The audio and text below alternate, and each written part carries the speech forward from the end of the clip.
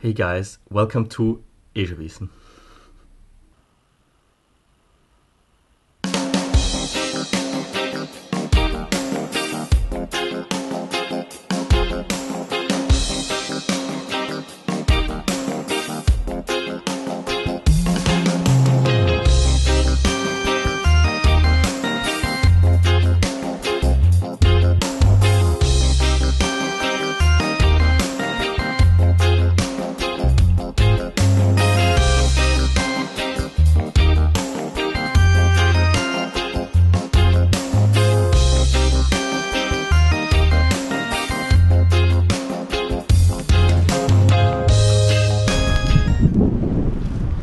Alright guys, I'm going to the event What is an Author? Some of you might know this, but I have a new motto.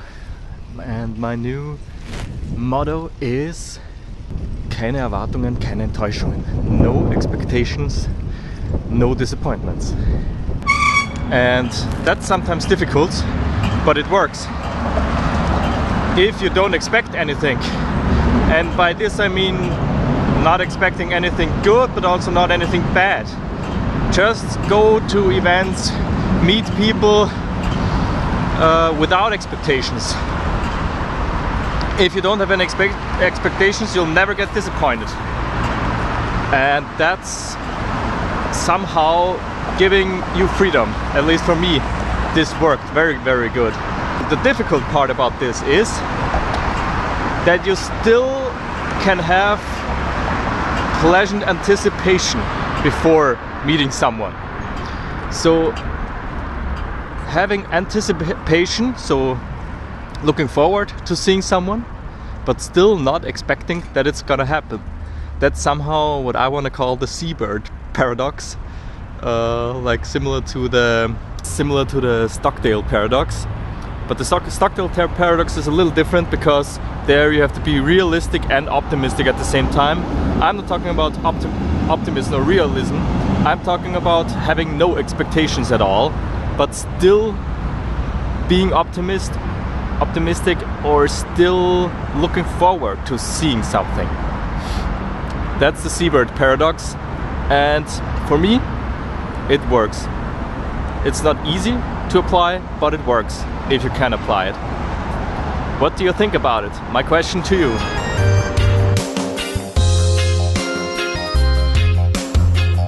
Oh, yesterday I promised that I'm gonna tell today you about the event that happened yesterday, that took place yesterday about the Russian education.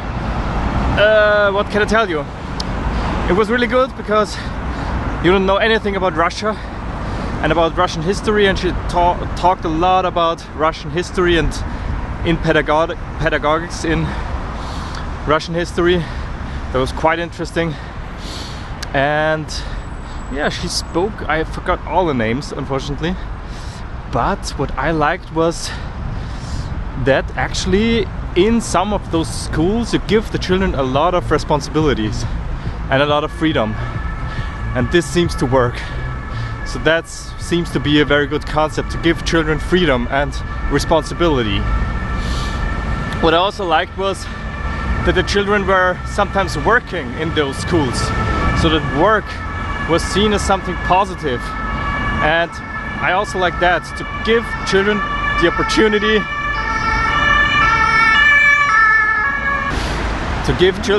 opportunity to be productive.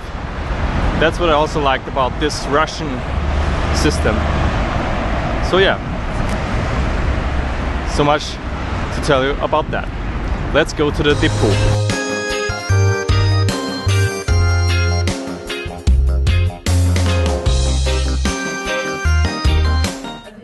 Ich persönlich finde, dass wenn mich jemand fragt, was machst du, und dann sage ich Autorin, das ist mir immer ein bisschen unangenehm. Also so wahnsinnig cool ist das nicht, Autorin zu sein.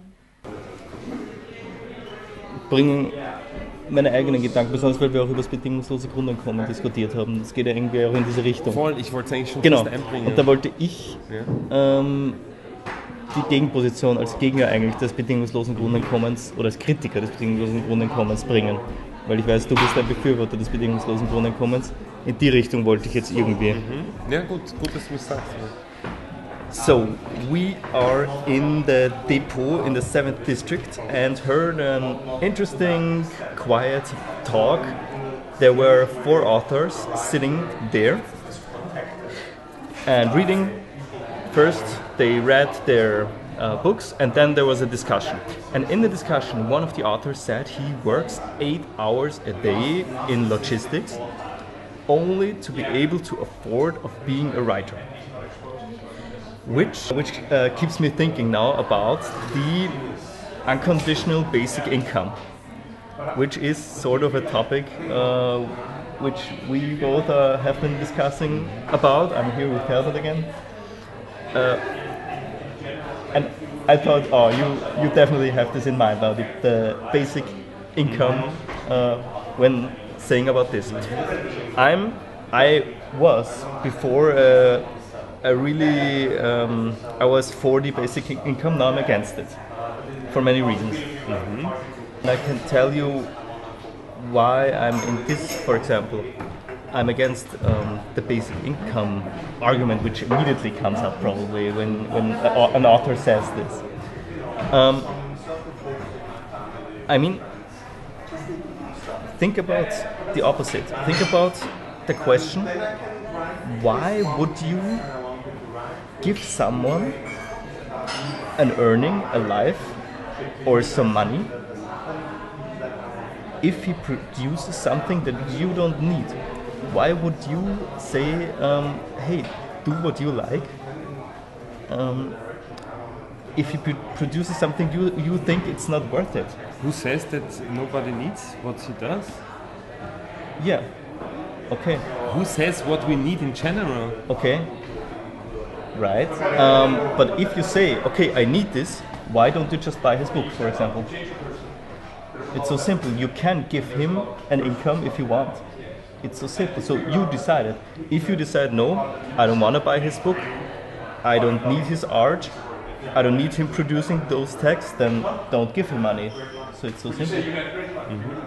But maybe he could produce much more than he does at the moment, and he could do more of his art if we can give him the possibility, and then he can thrive again in his art. Okay, if you believe that he can do this, why don't you make it possible for him?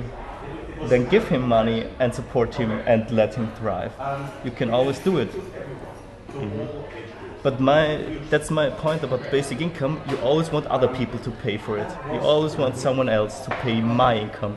You never ask, can I pay you a basic income? No. You are always asking, I want to receive, I want to get something. Okay, but then if we come to this point, we should decide, we should be asked if we want to save Hypobank, for example. Okay. And this is, I mean, yeah. A basic income comes from the same pot where they took the money for the Hypo. Yeah, okay. Yeah. So that's of course I would an argument. prefer to support art more than bankers. Sure. Yeah. But I'm also against the Hypo. So Hypo saving. Yes. So you can be against both, actually. Yes. You are against both, and I say, okay, I want a public institution that supports people to do what they want, because I think that if people can do what they want, and if they want to do something and they know what they want to do, give them the chance, and then they can show what the potential is inside. Sure. And when they want to do it, they really make it really good, and you just have to give them the environment so that they can thrive their whole potential. Sure, I agree, but the problem is there is no public institution. The public institution can only take the money from the citizens. So if you want this, then take your money and give it to someone. It's that simple. Okay, but found an institution, put money there, and everybody can apply there. Okay, then let me save my taxes and let me decide what I do with these taxes, and then I can act like this. Okay. That's the problem with the state, that we somehow want democracy. We want democracy and decide democratically above our taxes. If you go this path, then we say, okay, abolish democracy and everybody can do with his money what he wants. That's what's called capitalism, basically. So you're for capitalism. Oh, nice. Yeah, I want the public or the state, and I want them to have the power to get taxes, and I want them.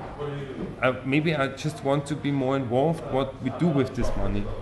Sure, that would be an important part. Yeah, yes. I agree on this. But it's just short-sighted. So I want this money to be invested much more in the long-term perspective. And you think a basic income would be such a measure to invest it long-term?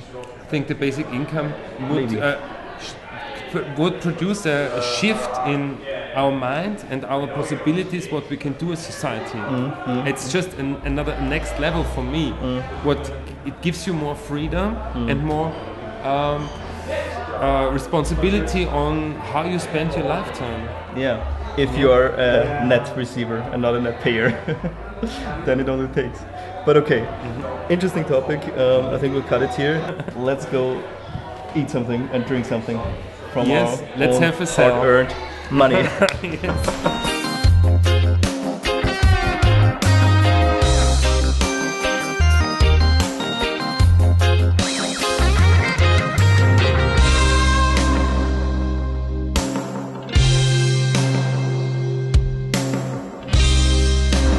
Alright guys, going home. I wish you a good night, or for you probably a good day. Come to the Gift Economy Convention, starting on Saturday today at 3 o'clock.